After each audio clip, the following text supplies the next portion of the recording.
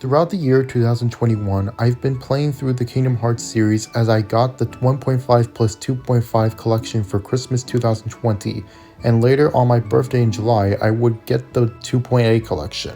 As to why I've gotten the collection is mostly due to when I used to use Twitter often, I would see people talk about the series and such, and thought I could join the fun. At first, I had mixed feelings about the franchise. I found the first game to be pretty awful and resulted in a breakdown and resulted in me not beating the game as a result. And afterwards, I see the series step up in quality and the ideas are more well-rounded and much more crafted carefully. 2 is the staple of the franchise and many would say that it's the best. They executed the combat pretty well and overall a nice experience. And other games like Dream Drop Distance and Birth by Sleep have unique battle systems that are not only fun but work really well. And this is where we begin to talk about Kingdom Hearts 3, as I got up to the point where I had to play it. But this isn't the first time I played it though. A few years back, I got it as a birthday gift since it was cheap on Amazon at the time, and in August 2019 I managed to beat it. Years pass and now have the knowledge of the older games in terms of plot and gameplay. The reason I say plot is that all the games are connected to make an overarching story that involves a Keyblade War, Darkness, Light, and a handful of Disney characters, since the series uses those characters and worlds as a way to grind but also helps Sora and company to learn what it means to be a good person. Kingdom Hearts 3 was released for the PlayStation 4 and surprisingly the Xbox One on January 2019, which gathered good to okay reviews. So will this game be a modern take on the formula, or will the series need to try something new to make itself up for the embarrassment of this game? This is the myth, the legend, Squidward 5, and this is my video essay of Kingdom Hearts 3 and whether or not it's disappointing. I forgot to mention this, but it will contain spoilers for the plot and gameplay, just letting you know. The game itself takes place after Dream Drop Distance, in which it's up to Riku to save Aqua from the Realm of Darkness and for Sora to learn the power of Waking. After the majority of the game of just going through the many Disney and Pixar worlds, the story finally goes into play in which you save Aqua from the Realm of Darkness and finish some plot points from Birth by Sleep. Then you would head into the Keyblade Graveyard, which Sora dies and then was given a second chance using the power of Awakening, which then continues on to some well-executed fights. Then you would get to the point in the game in which you fight the Organization 13 members and the older final bosses from the older games. And then you would fight Xehanort as the game's final boss in many different phases. And then more Birth by Sleep details and the adventure ends, with Sora disappearing and Kairi being saved and shit. Although there are other small side plots, like Maleficent and Pete looking for a black box and the kids from Twilight Town trying to find more details about Roxas, we don't get a whole lot of scenes with these characters, but they're important to some extent, so there's that. One of the biggest things that can make people not interested in the franchise is the story and how it all ties together. On paper, this can make some people scared as it requires the player to play the previous games and understand the plot. But I can tell you that it's really not that complicated if you know the details. Some plot points, like Roxas coming back later in the game, overwhelmed me. But after some reminding, details made me feel better. But I can tell you that it's really not that complicated. All you need to do is play the games in order to know what's going on. Know the basic plot points and you will be fine. And if it will help, refresh yourself with the plot so you can know what will happen next without confusion. For example, if Roxas didn't appear or those plot points in Twilight Town didn't happen, the story itself probably wouldn't have changed all that much, besides some plot points with the other Organization 13 members. But that won't really matter since the game is mostly about the Birth by Sleep trio and the main 3 stopping Xehanort from making another Keyblade War and forming Kingdom Hearts. The plot is trying to be this grand finale to end the series, but it ended up feeling like a wasted potential with several elements and ideas of using time travel to bring everyone back, which isn't a good idea since some of the characters don't need to be in the game. And I know some were a part of Master Xehanort's 13 Darknesses, however it feels like they're forcing everyone back to make it this epic battle, but from as a story, it works. I know that in Dream Drop Distance, they mentioned that some of these characters would return, but still.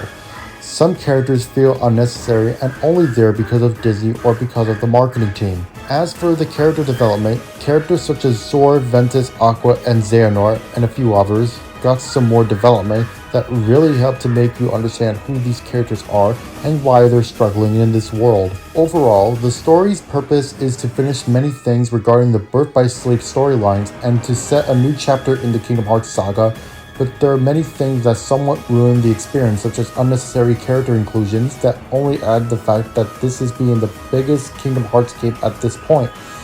But in terms of Kingdom Hearts standards, this is fine and it works as a story about Master Xehanort's plans to take control of Kingdom Hearts and Keyblade World. Shits. The reason this series is enjoyed by many people is all thanks to the gameplay, and this game delivers on its combat and exploration parts of the game. Just like the previous numbered titles, this is an action RPG that has style with a unique gameplay system. How this version of the combat works is that after you get several hits on an enemy, you will have an option to use the Keyblade special version that will deal with a lot more damage, and if you unlock the best version of the combat, you can deliver even more damage. Personally, it's just 3's version of Drive, but certain abilities are locked behind certain Keyblades. But as a way of standard combat, it works and it can be really fun using the different abilities to fight your way through the Disney worlds. Links are here with a few new ones like Wreck-It Ralph and the Dream Eaters, and classics like Simba and Stitch. And new to this game is attractions, which are just these large combo attacks that deal a lot of damage, and they're based off Disney World rides like the Buzz Lightyear ride, the Big Thunder Mountain Railroad, the River Rapids ride at Animal Kingdom, and the Teacups. And the next game they should just add the Epcot Globe, and that does absolutely nothing. As a combat system, there is a lot of variety with what you can do, but the issue I have is that it can get overwhelming. What I mean is that you will get a ton of these commands that just seem a lot.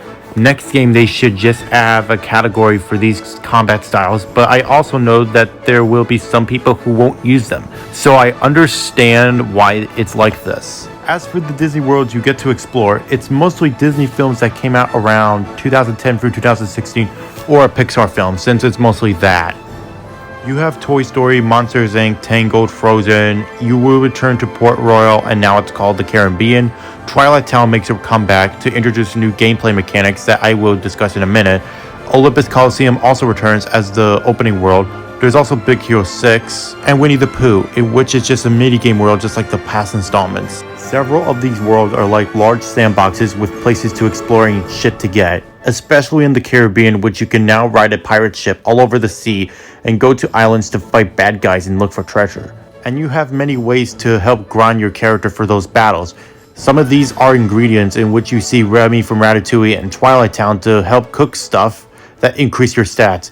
How you cook is doing one of the many mini games that require to use some of the crazy controls, and when you die, it's one of the funniest things you ever see, and it's the fastest thing ever. I don't know, I just come up with shit. Another gameplay element would be the hidden Mickeys, in which you use the new camera feature to snap Mickeys you find in the worlds. You can collect these Game & Watch inspired minigames that are cool, but just there to make the completion longer to do. Gummy ship missions return, but are more open sandbox with things to do to help grind your ships, level for large combat.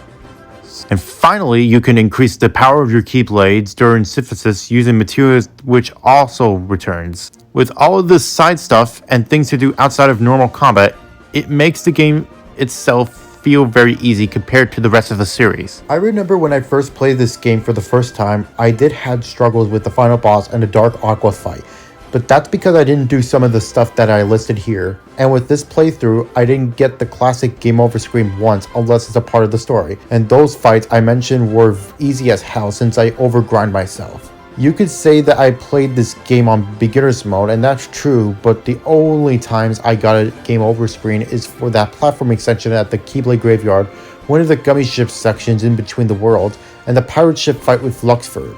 I know this is a nitpick, but even with an easy mode, you need to add some challenge.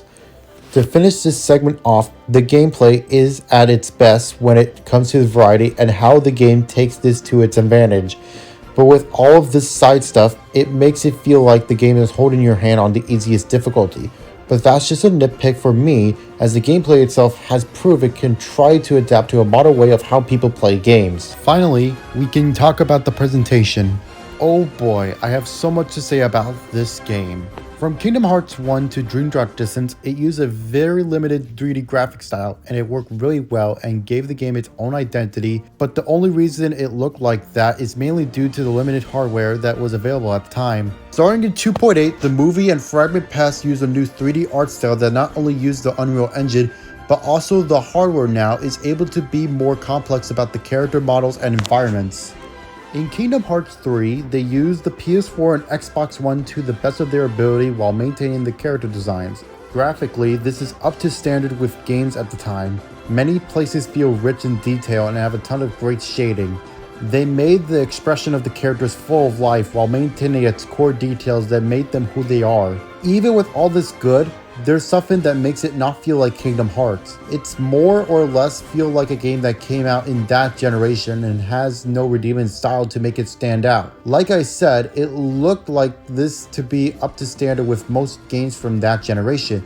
But when I look at the older Kingdom Hearts games, they have an art style that really make them stand out and has so much character. Not only does it feel like a Disney movie, but also has elements that show it was a Square Enix game.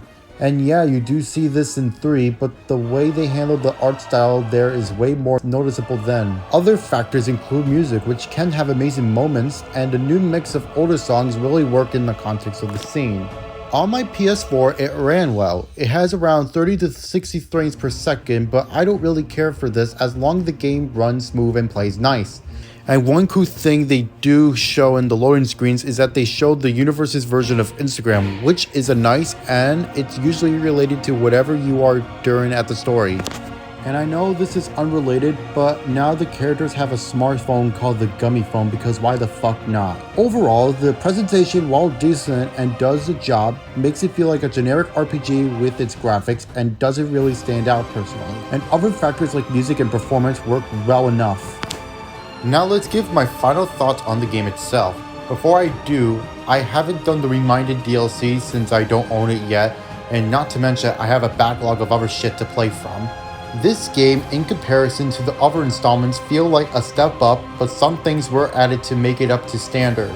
As a game, it has gameplay that has variety of ways to strengthen Sora and how to handle the combat, but it's too easy if you know how everything works. The story is very typical for a Kingdom Hearts game, and it's nice to see some plot points about the Birth by Sleep cast being resolved. And the graphics is very up to standard that makes it feel like another last gen RPG, just nitpicking cause the old style works well. And other things such as music and performance works well. Even with the cutscenes that explain the plot before you start your adventure, I would recommend getting the story so far or the all-in-one collection in which it has the games to understand the plot and for things to make more sense. But if this is the only Kingdom Hearts game you'll ever play, you will be satisfied, but many things could have been much better. Although there's already the mention of DLC, Melody of Memory, and the mobile games, I should take a break from the series and try other stuff. I would personally give this game a 7.5 out of 10, aka a C+, so it's somewhat of a disappointment, but it's not a bad game and can be enjoyable. Since this is my first review, I would like some feedback so I can make my reviews much more better, and I'm planning to do more in the future. In the script I said time to go poo, but I want to get this shit over and done with, so time to go poo! That's the way!